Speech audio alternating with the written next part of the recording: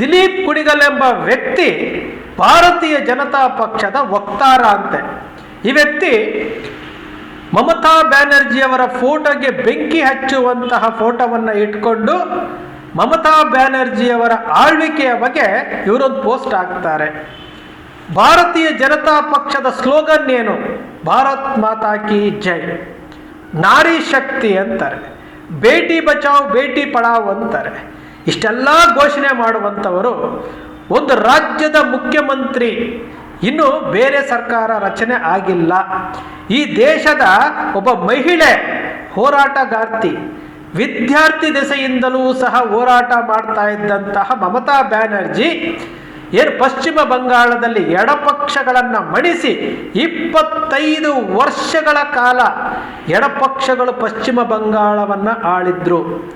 ಬುದ್ಧದೇವ ಭಟ್ಟಾಚಾರ್ಯರಿಂದ ಹಿಡಿದು ಜ್ಯೋತಿ ಬಸು ಅವರಿಂದ ಹಿಡಿದು 25 ವರ್ಷಗಳ ಕಾಲ ಪಶ್ಚಿಮ ಬಂಗಾಳವನ್ನು ಅವರ ವಿರುದ್ಧ ಹೋರಾಟ ಮಾಡಿ ವ್ಯವಸ್ಥೆಯನ್ನು ಎಚ್ಚರಗೊಳಿಸಿ ತೃಣಮೂಲ ಕಾಂಗ್ರೆಸ್ ಪಕ್ಷ ಅಧಿಕಾರಕ್ಕೆ ಬರುತ್ತೆ. 3 ಬಾರಿ ಮುಖ್ಯಮಂತ್ರಿ ಆಗಿದ್ದಂಥ ಒಬ್ಬ ಮಹಿಳೆಯನ್ನ ಇವರು ನಡೆಸ್ಕೊಳ್ತಾ ಇರುವಂತಹ ರೀತಿ ಯಾವ ರೀತಿ ಇದೆ? ಇವರು ಒಂದು ಭಾರತೀಯ ಜನತಾ ಪಕ್ಷದ ವಕ್ತಾರರಂತೆ. ನಾಚಿಕೆ ಆಗ್ಬೇಕು ಇವ್ರನ್ನ ನೋಡಿದ್ರೆ. ಇವರು ಮಮತಾ ಬ್ಯಾನರ್ಜಿಯ ಫೋಟೋ ಇಟ್ಕೊಂಡು ಬೆಂಕಿ ಹೊತ್ತುತ್ತಾರೆ ಅಂತಂದ್ರೆ ಇವರು ಯಾವ ರೀತಿ ಈ ದೇಶವನ್ನು ಮುನ್ನಡೆಸ್ತಾರೆ ಅಂತೇಳಿ ನಾವು ಯಾವ ರೀತಿ ಅರ್ಥೈಸ್ಕೊಳ್ಬೇಕು. ಸ್ನೇಹಿತರೆ, ನಾವು ಮನುಷ್ಯರು, ನಾವು ಮೃಗಗಳಲ್ಲ. ಮನುಷ್ಯರಿಗೆ ಯೋಚಿಸುವಂತಹ ಶಕ್ತಿ ಕೊಟ್ಟಿರ್ತಾನೆ. ದೇಶ, ಭಾರತ್ ಮಾತೆ, ಹಿಂದೂ ಧರ್ಮ ಅಂತೆಲ್ಲ ಹೇಳ್ತಾರಲ್ಲ. ಮಮತಾ ಬ್ಯಾನರ್ಜಿ ಅವರು ಹಿಂದೂ ಅಲ್ವಾ? ಮಮತಾ ಬ್ಯಾನರ್ಜಿ ಅವರು ಹಿಂದೂ ಅಲ್ವಾ? ಅಲ್ಲಿ ಮತ್ತೊಬ್ಬರು MP ಇದಾರಲ್ಲ, ಸಲೋನಿ ಘೋಷ್ ಅಂತೇಳಿ, ಆ ಹೆಣ್ಣು ಮಗಳು ಹನುಮಾನ್ ಚಾಲೀಸನ್ನ ಹೇಳ್ತಾರೆ. ಎಷ್ಟು ಚೆನ್ನಾಗಿ ಹನುಮಾನ್ ಚಾಲೀಸ್ ಹೇಳ್ತಾರೆ ಅಂತಂದ್ರೆ, ಇವತ್ತು Dilip Kunigal so and so ಇದಾರಲ್ಲ, ಅವ್ರು ಯಾರೂ ಸಹ ಹನುಮಾನ್ ಚಾಲೀಸ್ ಹೇಳೋದಿಲ್ಲ. ಅಂತಹ ಹನುಮಾನ್ ಚಾಲೀಸನ್ನು ಅಷ್ಟು ಚೆನ್ನಾಗಿ ಎಲ್ಲ ಧರ್ಮಗಳು ಒಂದೇ ಅನ್ನೋ ರೀತಿಯಲ್ಲಿ ಹೇಳುವಂತಹ ಏನು ಸಲೋನಿ ಘೋಷ್ ಅವರನ್ನು ಯಾವ ರೀತಿ ಇವರು ನಡೆಸ್ಕೊಳ್ತಾ ಇದ್ದಾರೆ, ಸೋಷಿಯಲ್ ಮೀಡಿಯಾದಲ್ಲಿ ಯಾವ ರೀತಿ ನಡೆಸ್ಕೊಳ್ತಾ ಇದ್ದಾರೆ. ಒಬ್ಬ ಮಮತಾ ಬ್ಯಾನರ್ಜಿಯನ್ನ ಇವರು 3 ಬಾರಿ ಮುಖ್ಯಮಂತ್ರಿ ಆಗಿದ್ದಂಥವರನ್ನ, ಒಬ್ಬ ಹಿಂದೂ ಹೆಣ್ಣು ಮಗಳನ್ನ ಇವರು ಸಹಿಸ್ಕೊಳ್ಳೋಕ್ಕೆ ಆಗ್ತಾ ಇಲ್ಲ ಅಂತಂದ್ರೆ ಇಂತಹ ದಿಲೀಪ್ ಕುಣಿಗಲ್ ಅನ್ನೋರು ಎಷ್ಟು ಬಾರಿ ಅವರನ್ನು ಎಚ್ಚರಿಸಬೇಕು. ಹೆಣ್ಣು ಮಕ್ಕಳಿಗೆ ಗೌರವ ಕೊಡುವಂಥದ್ದನ್ನು ಫಸ್ಟು ಇವರಿಗೆ ಹೇಳ್ಕೊಡ್ಬೇಕು.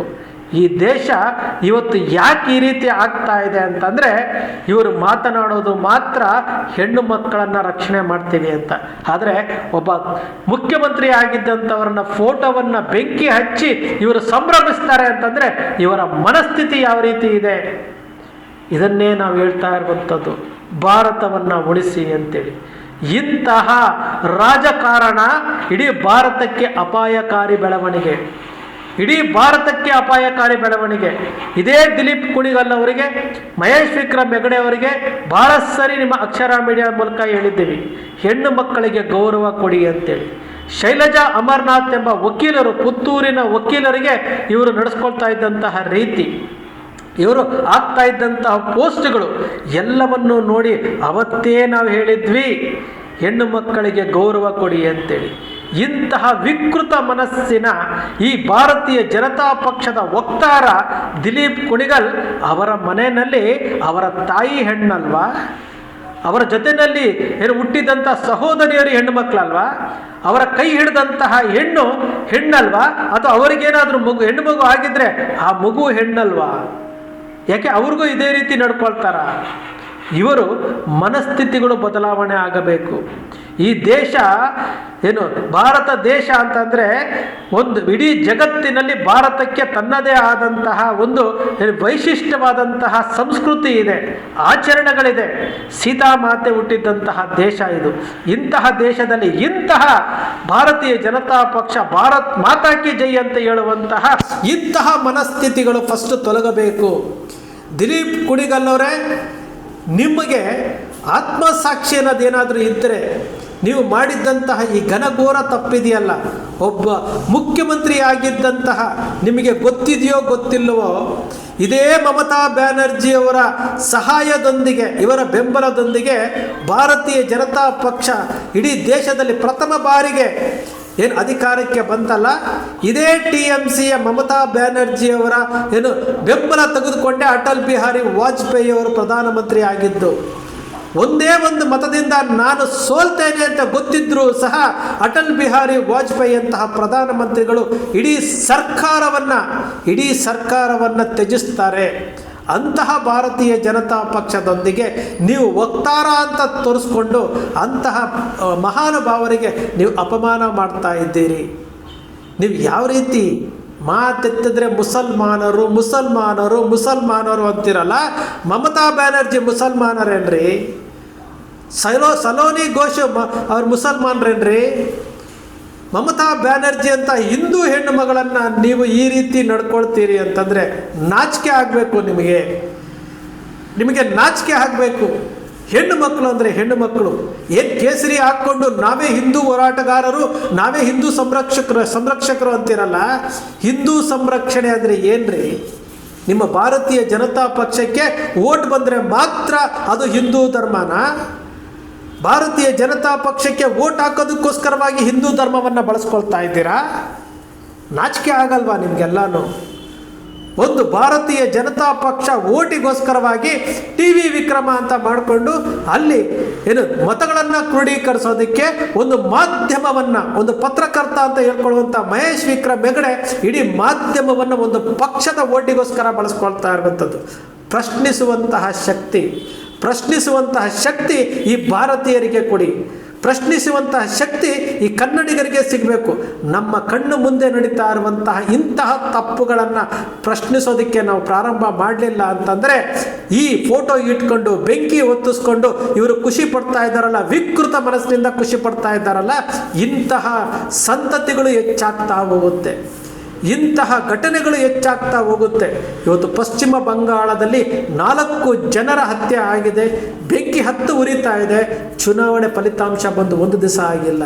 ಕರ್ನಾಟಕದಲ್ಲೂ ಸಹ ಇಂತಹ ಮನಸ್ಥಿತಿಗಳು ಹೆಚ್ಚಾಗ್ತಾ ಇದ್ದಂತೆ ಇಲ್ಲೂ ಸಹ ಪಶ್ಚಿಮ ಬಂಗಾಳ, ಬಿಹಾರ, ಅಸ್ಸಾಂ ಈ ರೀತಿಯಾದಂತಹ ಘಟನೆಗಳು ಬರುತ್ತೆ. ಆರಂಭದಲ್ಲೇ ಇವರಿಗೆ ಬುದ್ಧಿ ಹೇಳುವಂತಹ ಕೆಲಸ ಮಾಡಬೇಕು. ಆ ಕೆಲಸವನ್ನು ನಿಮ್ಮ ಅಕ್ಷರ ಮೀಡಿಯಾ ಮಾಡ್ತಾ ಇದೆ. ತಪ್ಪು ಮಾಡಬಾರದು. ರಾಜಕೀಯ ಅಂತಂದರೆ ಊಟಕ್ಕೆ ಉಪ್ಪಿನಕಾಯಿ ರೀತಿ ಇರಬೇಕೇ ಹೊರತು ಅದನ್ನೇ ಊಟವಾಗಿ ಬಳಸಲಿಕ್ಕೆ ಹೋಗಬಾರ್ದು. ದಿಲೀಪ್ ಕುಣಿಗರ್ ಅವರೇ, ನಿಮಗೆ ಯಾವುದೋ ಒಂದು ರಾಜಕೀಯ ಪಕ್ಷ, ಯಾವುದೋ ಒಂದಲ್ಲ, ಭಾರತೀಯ ಜನತಾ ಪಕ್ಷ, ನೀವು ಕಾಂಗ್ರೆಸ್ ಪಕ್ಷದಲ್ಲಿ ಇದ್ರಂತೆ, ನೀವು ಕಾಂಗ್ರೆಸ್ ಪಕ್ಷ ಬಿಟ್ಟು BJPಗೆ ಬಂದ್ರಂತೆ, ಬಂದ ತಕ್ಷಣ ನಿಮಗೊಂದು ವಕ್ತಾರ ಅಂತ ಕೊಟ್ರಂತೆ, ಅದೇ ದೊಡ್ಡದಾದಂತಹ ಏನೋ ಪದವಿ ಅಂತ ತಿಳ್ಕೊಂಡು ಪದೇ ನೀವು ಭಾರತ ಮಾತೆಯ ಹೆಣ್ಣು ಮಕ್ಕಳನ್ನು ಅವಮಾನ ಮಾಡ್ತೀರಿ, ಹಿಂದೂ ಧರ್ಮವನ್ನು ಅವಮಾನ ಮಾಡ್ತೀರಿ.